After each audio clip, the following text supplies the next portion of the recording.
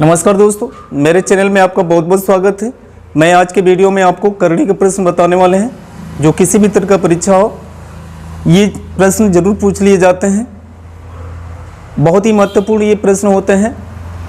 हाँ, तो आते हैं कि प्रश्न के ऊपर। ये आप प्रश्न देख रहे होंगे कि रूट लगा हुआ है और रूट के अंदर 7 + 2 करनी के अंदर 10 लगा हुआ है। इसका कहती है कि मान बताइए। यदि ये रूट नहीं लगा रहता तो फिर ऐसे भी इस प्रश्न को दे सकता है। 2 करनी के अंदर 10 दे करके कह दे कि वर्गमूल निकालिए, वर्गमूल बताइए या वर्गमूल निकालिए। ऐसे भी दे सकता है या ऊपर की करनी लगा करके भी दे सकता है। अगर करनी लगा कर दे दिए तो आपको खुद समझना पड़ेगा कि इसका वर्गमूल निकालना पड़ेगा, स्क्वायर रूट निकालना पड़ेगा। यदि करनी नहीं लगाता है तो यहाँ आप देखिए, नहीं लगाएगा तो यहाँ कह देगा कि वर्गमूल आप बताइए। तो ये क्वेश्चन बहुत ही इंपॉर्टेंट होते हैं। चलिए आते हैं प्रश्न के ऊपर। ये कैसे हल होगा देखिए। इसमें पहला पद 7 है, दूसरा पद 2 करनी के अंदर 10 है। इसमें दूसरे पद के करनी के अंदर 10 का ऐसा 2 गुणनखंड निकालेंगे कि उसको जोड़ देने के बाद आपका पहला पद के अंक के बराबर आ जाना चाहिए। यानी पहला पद देख रहे हैं कि 7 है और इसका दूसरा पद 2 करनी के अंदर 10 है। यानी करनी के अंदर 10 सिर्फ 10 का, ये रूट के अंदर जो नंबर लगा हुआ है इसका ऐसा 2 गुणनखंड निकालेंगे कि जोड़ देने पर 7 आ जाए और उन्हीं दोनों गुणनखंडों में गुणा कर देने पर 10 आ जाए। यानी 10 ही का गुणनखंड करना है। ये दूसरे रूट के अंदर जो भी नंबर लगा रहेगा उसी का गुणनखंड करना है। हाँ, तो चलिए गुणनखंड बनाते हैं। ये देखिए 5 गुणे कितना हो जाएगा 2, यानी 5 दूना के 10, 10 का 2 गुणनखंड निकल गया। एक और होगा 10 से कम 10 होगा, लेकिन 10 से कम 10 को नहीं रखेंगे क्योंकि 10 में एक जो जोड़ेंगे तो कितना आएगा 11 आएगा। और 11 तो लेना नहीं है, पहला पद तो 7 है, हमें 7 लाना है। यानी 5 में गुणे 2 ले लेंगे और इनको जोड़ देंगे तो देखो भैया 7 आ जाएगा और गुणा भी कर देंगे तो 10 आ जाएगा। आपका आंसर आ चुका है। हाँ, एक इसको इस तरह से करनी के अंदर बंद कर देना है। यह करनी के अंदर बंद कर दिया और यहाँ जो चिन्ह लगा रहेगा वो चिन्ह यहाँ निकाल कर रख लेना है। यहाँ बीच में धन का निशान लगा हुआ है तो धन का निशान यहाँ निकाल कर रख लेना है। और अगर ये ऋण के निशान लगा रहता है तो ऋण के निशान निकाल करके रख लेंगे। जो भी चिन्ह ये बीच में होगा वो चिन्ह आंसर के साथ रख लेगा। आंसर आ चुका है। हाँ, एक चीज़ और बताना था क्या कि यहाँ जो चिन्ह आए धन का निशान रहेगा तो भी आप जोड़ी कर लाएंगे साथ, यानी पहला पद। अगर ये ऋण के निशान होगा तो भी आप जोड़ के ही लाएंगे पहला पद। हाँ, अंतिम में चिन्ह किसका रखना होगा? जो यहाँ बीच में चिन्ह दिया रहेगा वही चिन्ह अंतिम में रखना होगा। मतलब इस दूसरे पद का ऐसा 2 गुणनखंड निकालेंगे कि जोड़ने के बाद क्या हो जाए 7 हो जाए, यानी पहला पद आ जाए। और गुणा कर देने के बाद क्या होना चाहिए कि वो जिसका आप गुणनखंड कर रहे हैं ना वो आ जाना चाहिए। यानी 10 का गुणनखंड कर रहे हैं तो गुणा करने पर 10 आना चाहिए। तो 10 का 2 गुणनखंड क्या बन सकते हैं? तो 5 गुणे 2। 5 और 2 को जोड़ने पर 7 आएगा। देखिए 5 2 को जोड़ने पर 7 मिलेगा। इसको हटा देते हैं। 5 और 2 को जोड़ने पर 7 आएगा और गुणा भी करेंगे तो 10 आएगा। अब करना कुछ नहीं है, बस इसको रूट के अंदर बंद कर देना है। तो रूट के अंदर ये 5 हो गया, ये रूट के अंदर 2 हो गया। अब सवाल ये रहा कि यहाँ बीच में चिन्ह कौन सा आएगा। तो चिन्ह देखिए इसका, इसमें बीच में क्या है वही चिन्ह यहाँ रखी जाएगी। यहाँ धन का निशान है तो धन निशान निकाल कर रखेंगे, यहाँ ऋण का निशान है तो ऋण का निशान लगेंगे। लेकिन बात ये भी ध्यान देना है कि कोई जो चिन्ह यहाँ लगा रहेगा उस चिन्ह के अनुसार ये पहला पद नहीं लाना है, यह हमेशा ही जोड़ के ही लाना है। चाहे धन का निशान लगाओ या ऋण के निशान लगाओ। यानी 10 का ऐसा 2 गुणनखंड निकालना है कि जोड़ने के बाद आपको ये पहला पद मिलना चाहिए। जो धन के निशान भी लगे रहेगा तो भी जोड़ने के बाद ही लाना है, ऋण के निशान लगे रहेगा तो भी जोड़ने के बाद ही लाना है। ठीक है। हाँ, अंतिम में जब मिल जाएगा तो अंतिम में चिन्ह ये रखा जाएगा, जो बीच वाला होगा जो चिन्ह दिए रहेगा वो चिन्ह यहाँ रखा जाएगा। यह मैं आंसर आ चुका है। इतना बताने का मतलब है कि आप इसको कंसेप्ट को सही रखें। ये किसी तरह से घुमा कर दे तो आप लगा लें, ये कहने का मतलब, इस तरह से ये समझाने का मतलब हुआ।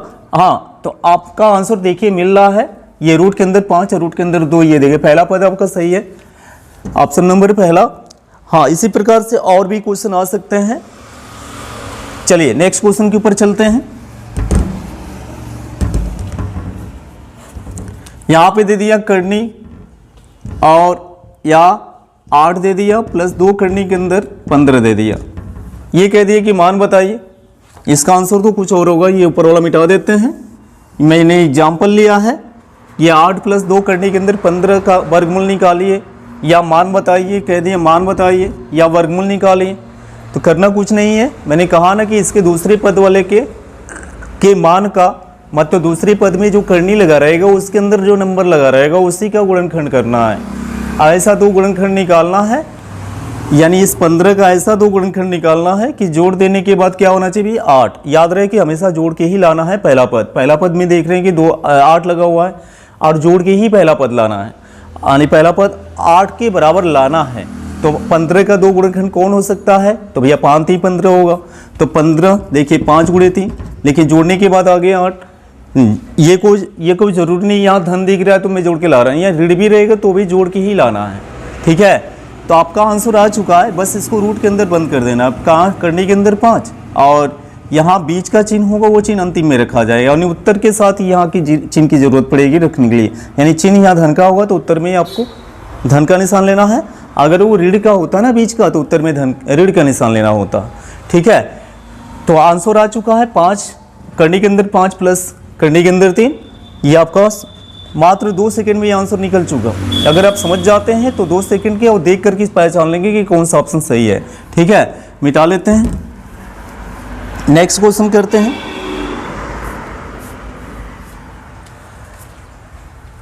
यहां पे दे दिया 7 और प्लस 2 करने के अंदर 12। अब 12 का ऐसा दो गुणनखंड निकालिए कि जोड़ देने के बाद क्या होना चाहिए भैया 7 आना चाहिए, और गुणा कर देने के बाद क्या होना चाहिए कि 12 होना चाहिए। तो 12 का दो गुणनखंड कौन हो सकता है देख लीजिए, याद रहे 12 का तो और भी गुणनखंड होगा, लेकिन हमें उसी दो गुणनखंड को रखना है जिनका जोड़ 7 मिले, यानी पहला पद मिले। पहला पद में 7 आ रहा तो 7 के बराबर आना चाहिए। तो देखिए 12 का दो गुणनखंड क्या बनाते हैं, नेक्स्ट में लेते हैं 4 3 12 ले लेते हैं। तो 12 में 4 और 3 तो मिल गया। देखिए जोड़ने के बाद 7 आना चाहिए। हमने पहले बताया कि यहाँ चिन्ह कुछ भी रहे, धन का भी होगा चाहे ऋण का भी होगा, आपको हमेशा जोड़ के ही पहला अंक के बराबर लाना है। तो पहला अंक 7 है तो 7 के बराबर आना चाहिए। ठीक है, तो 4 3 तो मिल चुका। आप अब इसका देखिए जोड़ 7 आ रहा, बिल्कुल 7 आ रहा है 4। तो अब इसको करने के अंदर बंद कर देना, 4 प्लस ये 3 ये करने के अंदर आपका आंसर आ चुका। अब इसे बाद में वर्गमूल निकल रहा है या नहीं निकल रहा उसको नहीं दें, वो बाद में चेक करिएगा। देखिए इतना आंसर तो ला दिया मैंने, लेकिन इस वाले पहले पद की करनी का वर्गमूल निकल रहा। पहला पद की करनी देख रहे हैं ना, ये 4 है करनी के अंदर, तो ये वर्गमूल निकल रहा। तो इसको वर्गमूल निकाल करके रखेंगे तो आंसर आ सकता है, नहीं तो यहाँ भी आंसर मिल सकता है, यहाँ भी आंसर मिल सकता है। यानी 2 प्लस करनी के अंदर 3 आंसर आ सकता है। इसका क्लियर हुआ? आंसर है, आ सकता नहीं है ये तो या तो ये मिल सकता है या तो ये मिल सकता है। क्यों ये मिल सकता है? क्योंकि इसका वर्गमूल निकल रहा था, इसलिए वर्गमूल निकाल कर देखा जाता है। माने आंसर हमेशा परफेक्ट देता है, वास्तविक की 99% यही आंसर आपके दिया रहेगा। ठीक है, तो चलते हैं आगे के प्रश्न के ऊपर।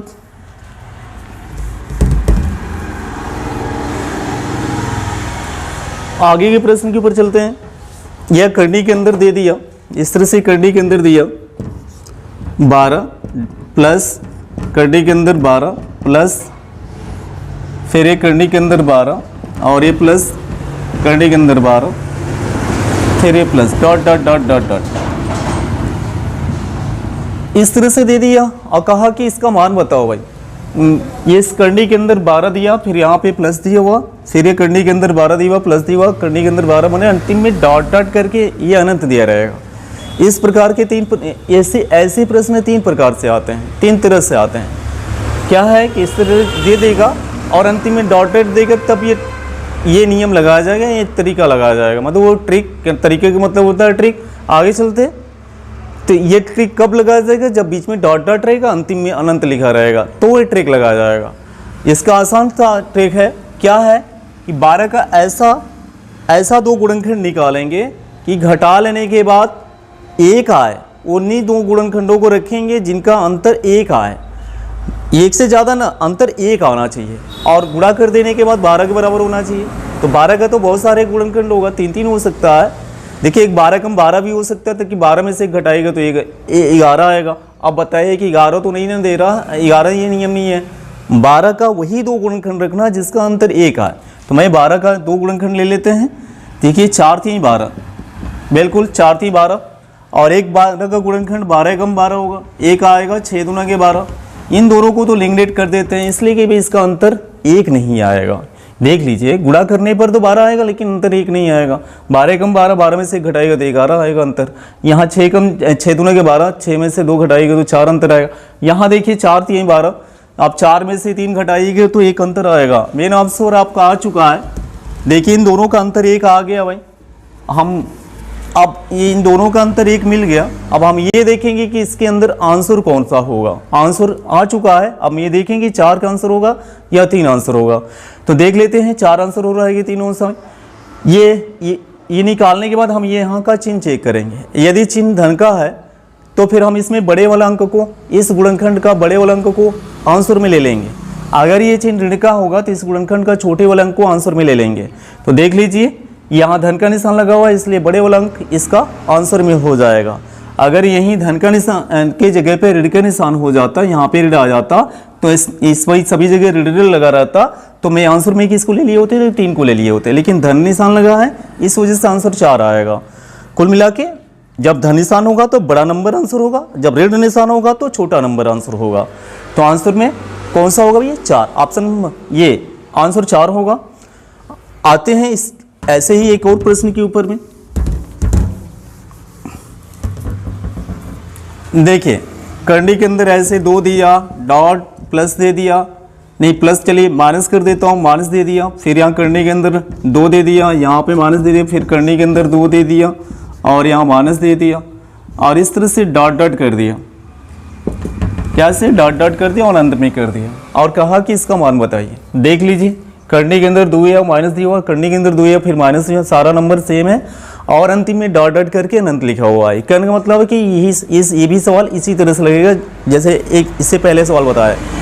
बस क्या है कि वैसे ही 2 गुणनखंड निकालना जिसका अंतर 1 आए, लेकिन गुणा करने पर उतना आना चाहिए जिसका आप गुणनखंड कर रहे हो। ठीक है, तो अंतर 1 आना चाहिए बिल्कुल। 2 का गुणनखंड कौन कौन सा होता है, एक ही गुणनखंड 2 करेगा, 2 कम 2। देखिए 2 कम 2, 2 का गुणनखंड तो मिल चुका, लेकिन इसका अंतर 1 आना चाहिए। देखिए अंतर 1 में ही आ जाएगा, अंतर 1 आ जाएगा। दोनों को घटाएंगे तो अंतर 1 आया। अब सवाल ये रहा कि कौन सा आंसर के अंदर लिएंगे, तो आंसर के अंदर कौन आएगा भाई। देख लीजिए यहाँ पे ऋण का निशान लगे तो आंसर में 1 ले लेंगे। अगर यहाँ धन का निशान लगा रहता तो आंसर में क्या ले लेते, 2 को ले लेते। तो आपका आंसर आ चुका है क्या भैया, 1। इसी तरह का आगे का क्वेश्चन एक और बनाते हैं।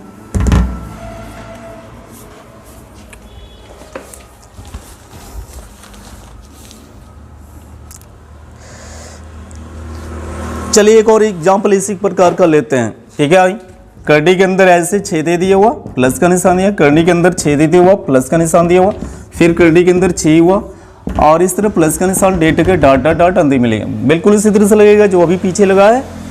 6 का ऐसा 2 गुणनखंड निकालिए कि घटाने पर क्या होना चाहिए, 1 आना चाहिए, अंतर 1 आना चाहिए और गुणा करने पर क्या होना चाहिए कि जिसका आप गुणनखंड कर रहे हो ना वो अंक आना चाहिए गुणा करने पे। तो 6 का गुणनखंड कर रहे हैं तो गुणा करने पर 6 आना चाहिए और घटाने पर 1 आना चाहिए। तो भैया 3 दूना के 6, तो एक तो आपका मिल चुका है कि 3 दूना के 6, 2 तिहाई 6। अब इसका अंतर चेक कर लेंगे कि 1 आ रहा है कि नहीं आ रहा। अगर 1 आ गया तो इसी को ले लेंगे भाई, इसके अलावा और कोई नहीं आएगा, क्योंकि 6 कम 6, 6 में से 1 घटाएंगे तो फिर आ गया 5, उसको रखना नहीं है। ये 2 और 3 को लेना है और 2 3 को घटा लेंगे तो अंतर 1 मिल जाएगा। बिल्कुल। अब सवाल ये रहा कि आंसर के अंदर किसको रखेंगे, तो आंसर के अंदर ये बड़ा वाला अंक लेंगे कि छोटा वाला अंक लेंगे। तो देखिए भैया आंसर के अंदर यहाँ बड़े वाला अंक लेंगे। क्यों लेंगे बड़े वाला अंक, क्योंकि यहाँ धन का निशान लगा हुआ है इसलिए बड़ा वाला अंक ले लेंगे अंक। ठीक है, गुणनखंड का बड़ा वाला अंक आंसर में हो जाएगा। ये ऋण का निशान होता तो गुणनखंड का छोटा वाला अंक क्या होता, आंसर में हो जाता। तो नेक्स्ट चलते हैं आगे के प्रश्न के ऊपर।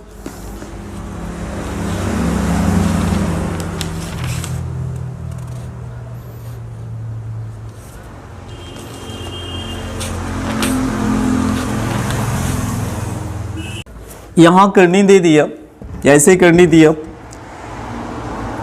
अगर या 6 दे दिया, फिर ऐसे करनी बनाया, 6 दे दिया, फिर करनी बनाया, 6 दे दिया, करनी बनाया, 6 दे दिया, करनी बनाया और इसे 6 दे दी और अंतिम में डॉट डॉट कुछ भी नहीं दिया। तो फिर इसका आंसर कैसे निकलेगा, बिल्कुल अभी जो पीछे बताएं उसी तरह से निकलेगा। आप यह करनी के घात का नंबर को चेक करिए, यहाँ पे कोई घात नहीं तो 2 तो लगा हुआ है।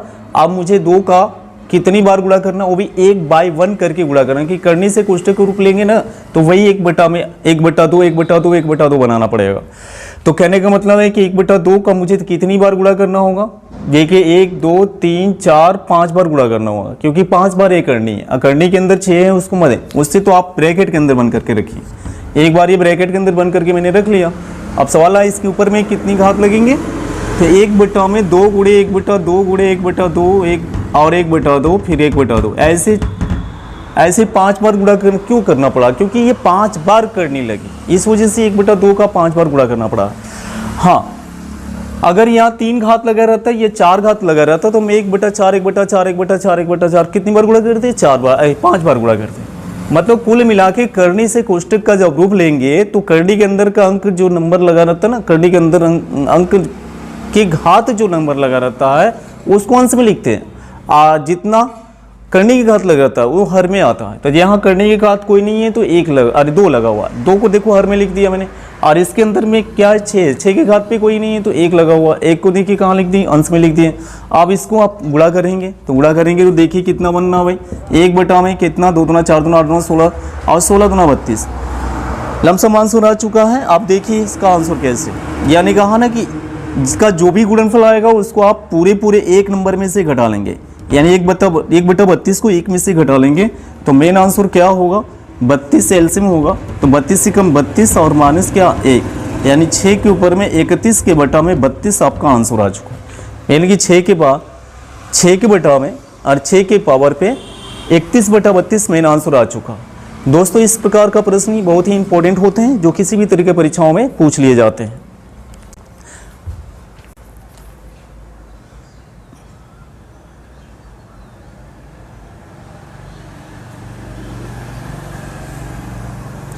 तो आते हैं आप आगे के प्रश्न के ऊपर में।